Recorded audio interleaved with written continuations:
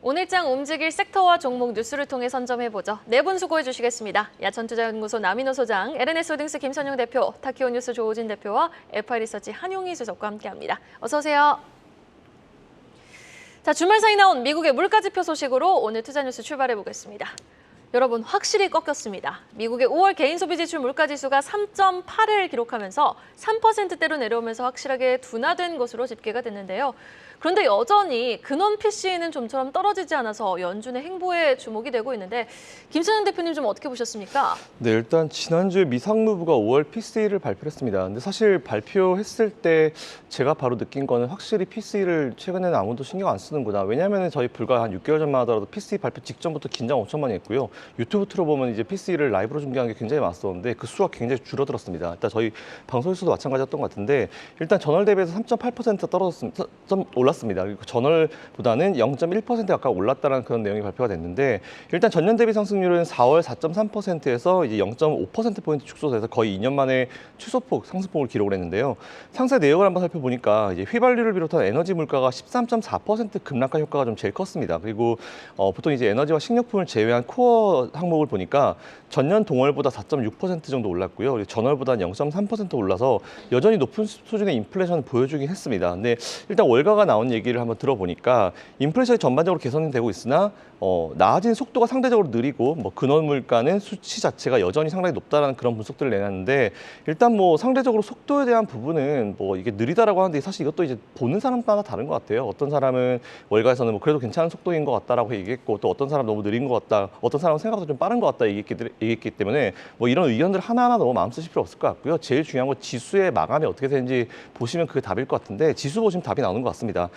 발표 일단 어저께 저녁 때 9시 제가 이 스크립트 쓸 때 기준으로 보니까 7월 FOMC 금리 인상 가능성이 25bp 인상이 86.8%가 나왔고요. 그리고 동결은 13.2%가 나왔는데 아직 좀 시간 남았죠. 그리고 지난달에 기억하셨겠지만 FOMC 얼마 전까지만 하더라도 금리 인상 가능성이 굉장히 높았습니다. 근데 그게 또 완전히 며칠 만에 달라지면서 분위기가 바뀌었기 때문에 아직까지는 금리를 올린다 내린다 이게 올린다 동결한다 확정짓긴 좀 어려운 시점인데 일단 어제자 기준으로는 인상 가능성이 좀 높긴 했습니다. 근데 사실 이거 너무 마음 쓰실 필요는 없을 것 같고요.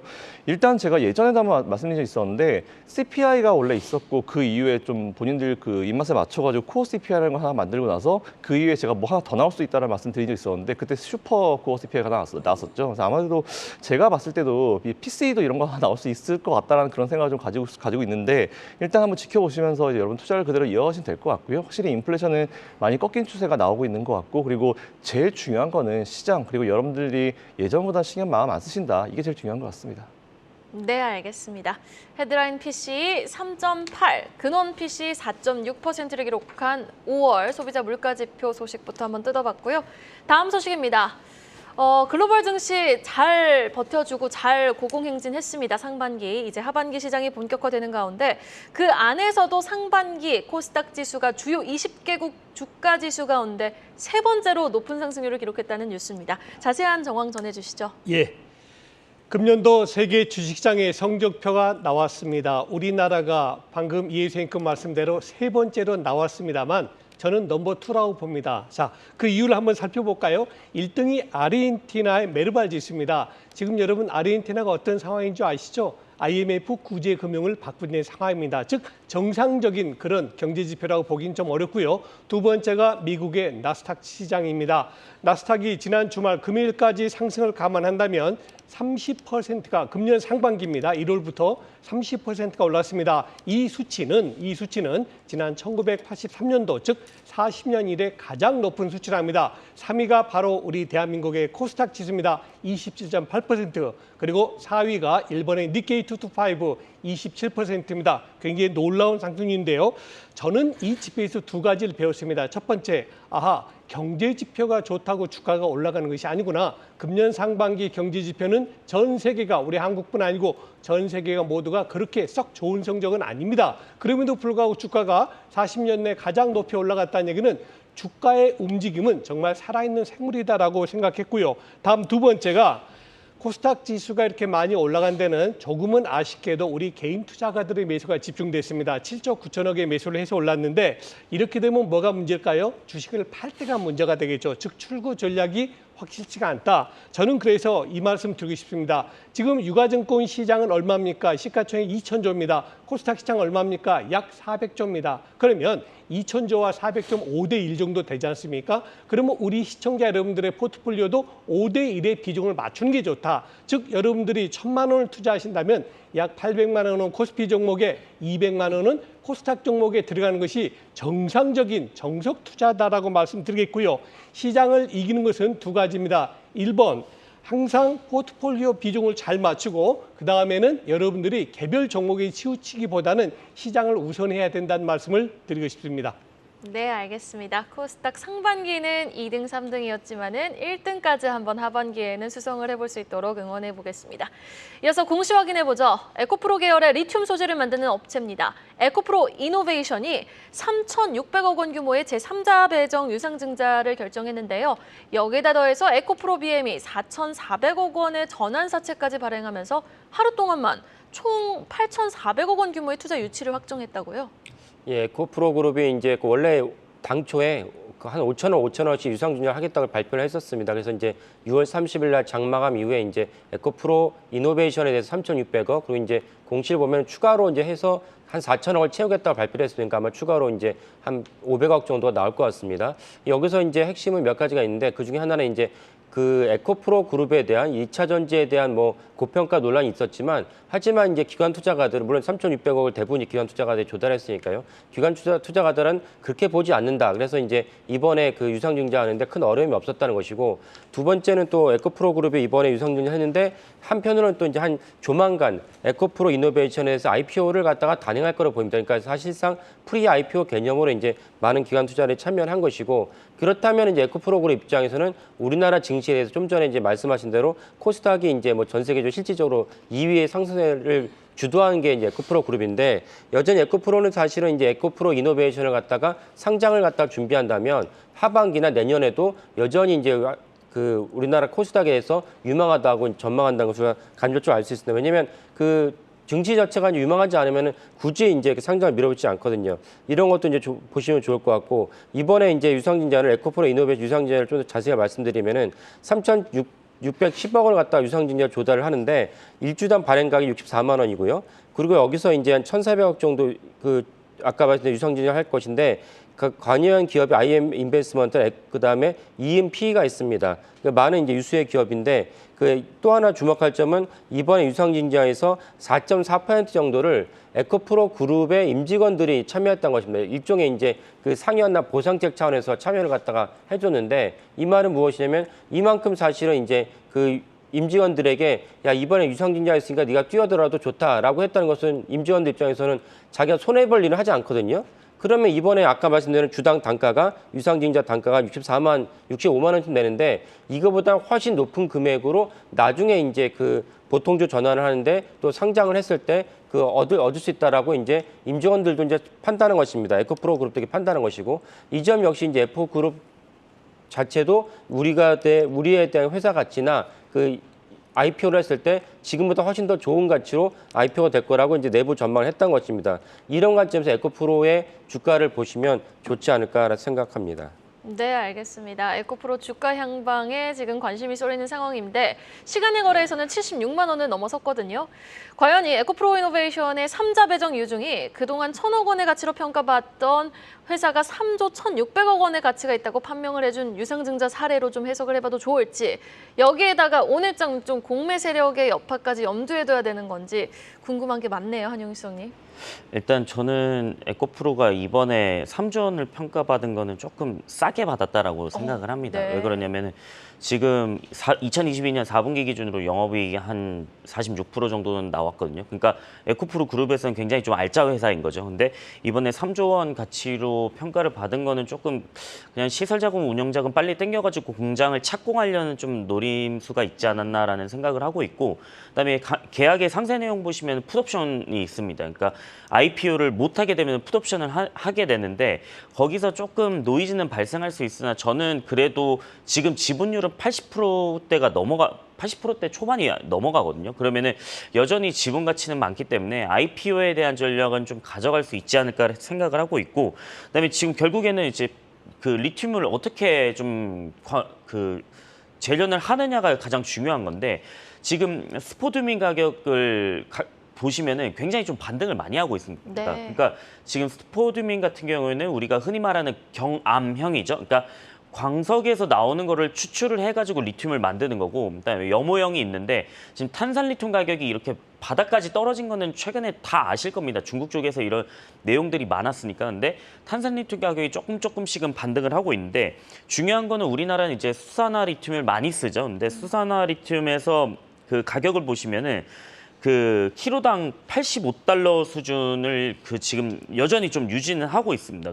근데 작년에 이제 10월 달에 보시면은 킬로그램당 82달러였습니다. 그러면은 지금 영국의 패스트마켓에서 조사한 자료에 따르면은 82달러에서 85달러로 오히려 탄산리튬 가격은 떨어졌는데 수산화 리튬이 오히려 올랐다라는 거죠. 그래서 저는 여전히 에코프로 그룹은 괜찮다라고 판단을 하고 있고요. 그다음에 이노베이션이 이번에 3조 원이라는 거는 저는 개인적으로는 조금 싸게 받지 않았나 이런 말씀을 좀 드리고 싶습니다. 네, 알겠습니다. 기업 가치 3조 원은 여전히 싸다. 에코프로 그룹주들 하반기에도 조금 더 상승 여력이 충분하니 지켜보자라고 긍정적인 진단 내려주셨습니다.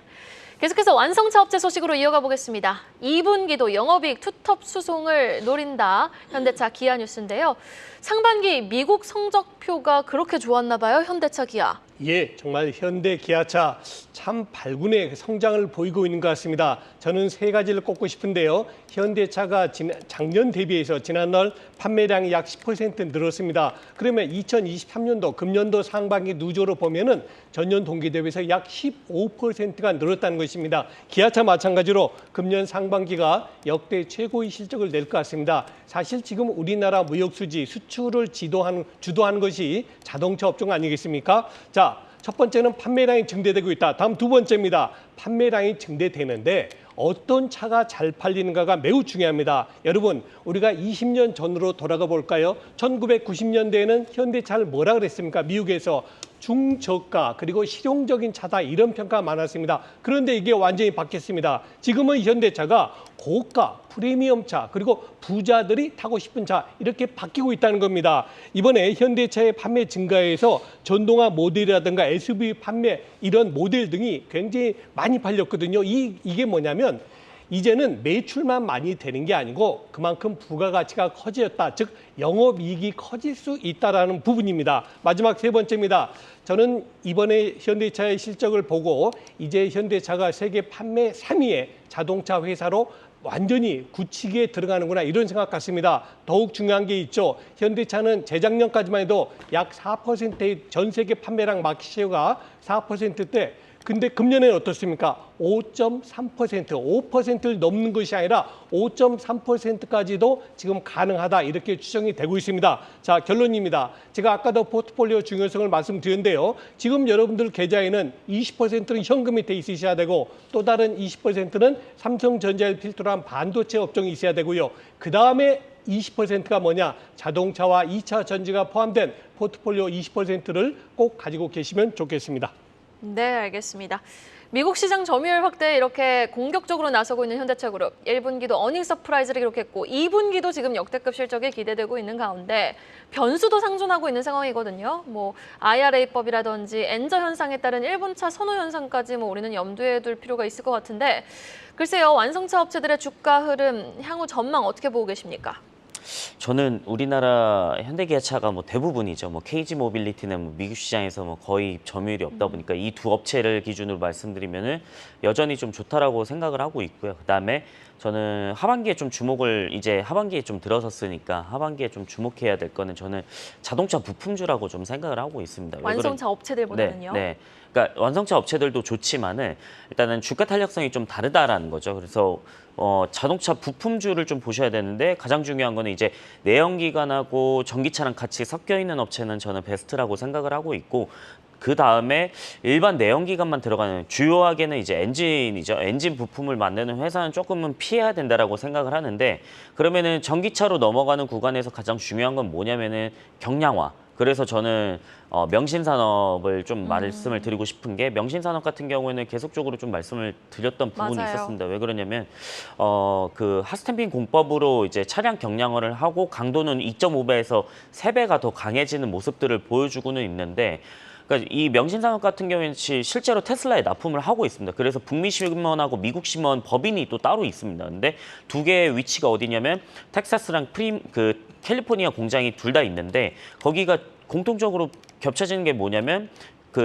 테슬라 프리몬트 공장하고 오스틴 공장이 있습니다. 거기에 납품을 실제로 하고 있고요. 그래서 저는 명신산업 어제 새벽이죠. 오늘 새벽이었죠. 그 테슬라 그 인도량 발표가 있었습니다. 원래는 예상치가 44.8만 대였는데 예상치를 깨고 지금 46만 대가 넘었었습니다. 그러면은 지금 아마 오늘 미국 시장에서는 꽤 그 시간에서 올랐을 가능성이 좀 높을 수 있다라고 생각을 하고 있는데 그럼 명신산업이 이렇게 테슬라가 판매를 잘 하게 되면은 저는 충분히 좀 이익률은 좀 높아질 수 있지 않을까. 그다음에 작년에 있었던 문제가 뭐였냐면 그 운반비였습니다. 그러니까 배로 운송하는 비용이 워낙 비싸다 보니까 이익률을 많이 잡아먹는 부분이 있었는데 그 부분이 많이 해소가 되다 보니까 저는 명신산업 같은 경우 이번 연도에는 좀 이익률도 좀 체력이 높아지지 않을까 이렇게 좀 말씀을 드리고 싶고 그다음에 그 하나 가져온 자료 한 번만 띄워주시면은 그 아이오닉 5, 아이오닉 6가 원래 그 IRA $7,500 텍스 크레딧을 못 받습니다. 근데 그럼에도 불구하고 지금 빨간색 선 보시면은 2023년 5월 달에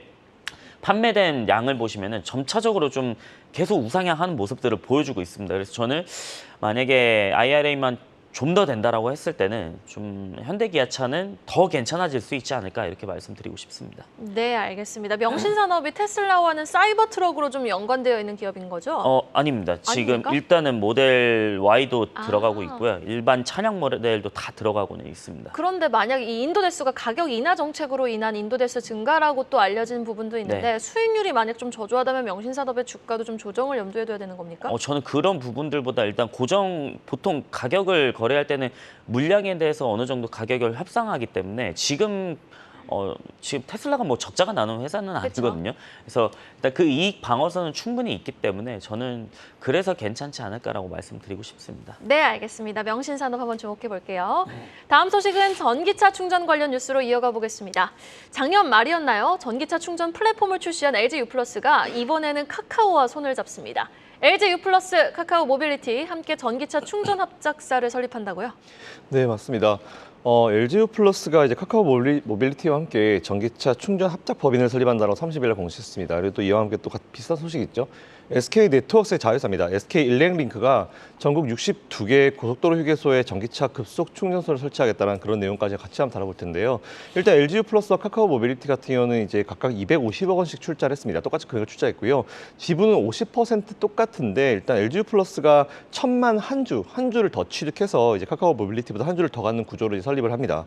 아울러 전기차 플랫폼인 볼트업이 이제 하반기 정식 출시 예정인데 이 앱 같은 경우는 충전소 위치를 알려주고 원하는 시간에 이제 시기에 이제 충전할 수 있도록 예약을 도와준 서비스라고 보시면 될 것 같은데 이거 한번 체크해 보시면 좋을 것 같고요. 그리고 SK텔링크 앞서 잠깐 말씀드렸지만 지난 4월 달에 이제 한국도로공사 업무시설 충전소 이제 민간 사업자 선정이 됐습니다. 그리고 그 이후에 이번에 60곳을 좀 추가한다는 그런 내용이니까 이 부분까지 같이 체크하셔가지고 투자해 보시면 좋을 것 같습니다. 네, 전기차 충전 관련 뉴스도 있으니까요. 관련주들 오늘 주가 추이 주목해 보시면 좋겠습니다.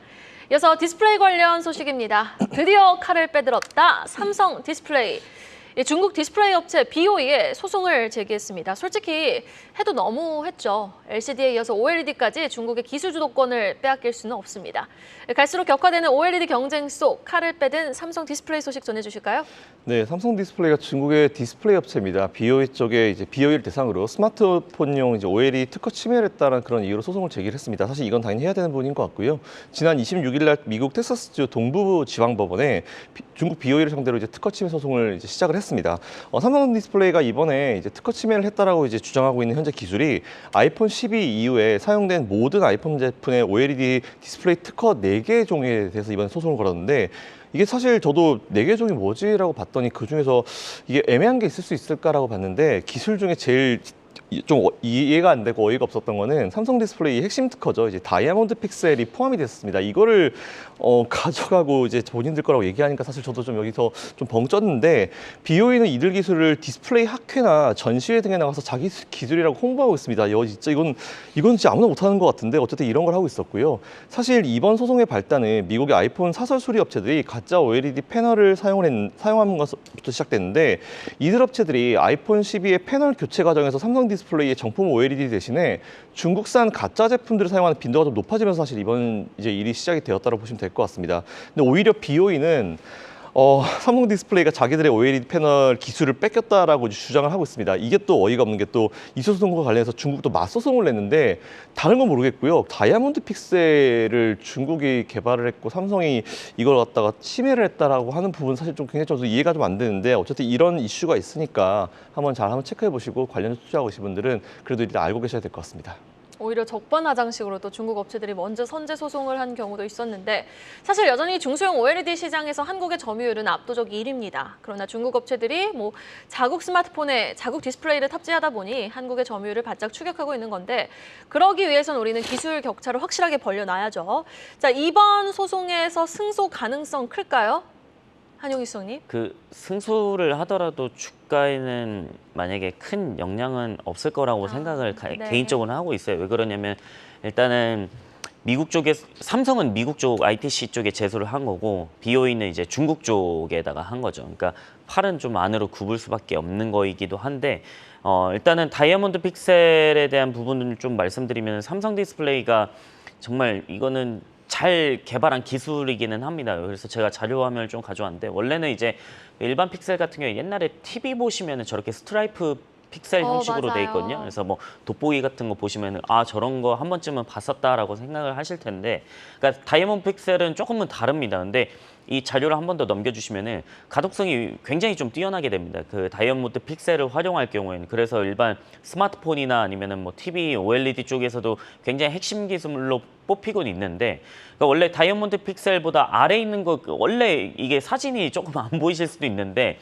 제가 화면상으로 봤을 때는 위에 가독성이 훨씬 더 뛰어나게 뚜렷해요. 보입니다. 네네. 도드라지게 됩니다. 그래서 밑에 있는 일반 픽셀보다는 다이아몬드 픽셀이 확실히 가독성이 좀 좋아 보이는 효과가 나오는데, 그럼 결국에는 이렇게 가독성이 좋게 되면은 만약에 우리가 최근에 이제 VR, AR 기기 산업 확장이 되고 있죠. 근데 가독성이 좋고 현실화가 되면은 저 픽셀들이 결국에는 그 VR, AR 기기에도 쓰일 수 있다라고 생각을 하거든요. 근데 일단은 작년 22년도 12월부터 이게 시작이 됐었습니다. 근데 BOE가 좀 적반하장으로 나왔던 거는 이제 맨 아래에서 두 번째 보시면은 이제 충칭 쪽에서 이제 법원에다가 삼성이 침해를 했다라고 제소를 한 건데, 일단은 삼성이 유리한 쪽은 맞습니다. 만약에 텍사스에서 좀 손을 들어준다라고 하면 유리한 쪽은 맞는데, 일단 이 부분에 대해서는 좀 결과가 좀 나와야지 봐야 될 것 같고요. 근데 저는 지금 OLED 디스플레이 쪽은 여전히 삼성 쪽이 투자를 견고히 하고 있기 때문에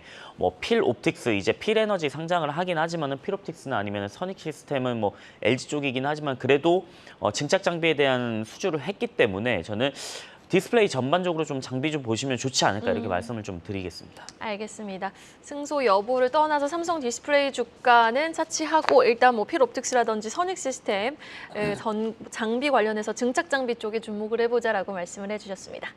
공시 하나 더 체크해 보겠습니다. 지금 CIS가 281억 원 규모의 2차 전지 전극 공정 제조 장비 공급 계약을 체결했다라는 공시가 나왔는데요. 자세한 내용 전해주실까요?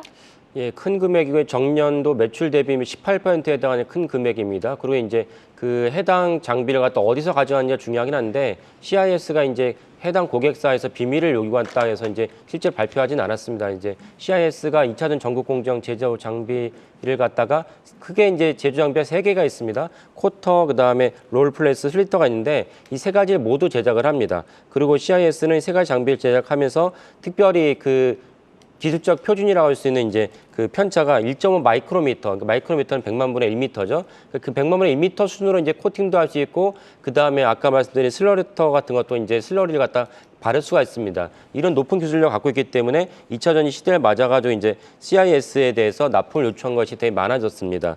CIS는 이제 또 주목할 점이 무엇이냐면 전고체 배터리를 이제 17년부터 물론 이제 6년 전이죠. 그때부터 개발을 시작을 했고 그 다음에 CIS가 이제 최근에 이제 경영권이 최대주주가 바뀌었는데 SFA가 최대주주로 바뀌었습니다. 근데 SFA 뒤에는 삼성 디스플레이가 있습니다. 그래서 CIS의 전고체를 보고 삼성이 이제 우회적으로 투자한 것이 아니냐라는 이제 전망이 있습니다. 그러니까 CIS는 아까 말씀드린 2차 전지, 오늘 말씀드린 2차 전지 전국 공정에서 탁월한 기술을 갖고 있는데 또 다른 먹거리로 이제 전고체를 갖다가 개발을 하고 있고 이 점을 갖다 염두에 두고 삼성그룹이 CIS, SF를 통해서 투자한 것이 아니냐라는 전망도 동시에 보시면 좋을 것 같습니다. 네.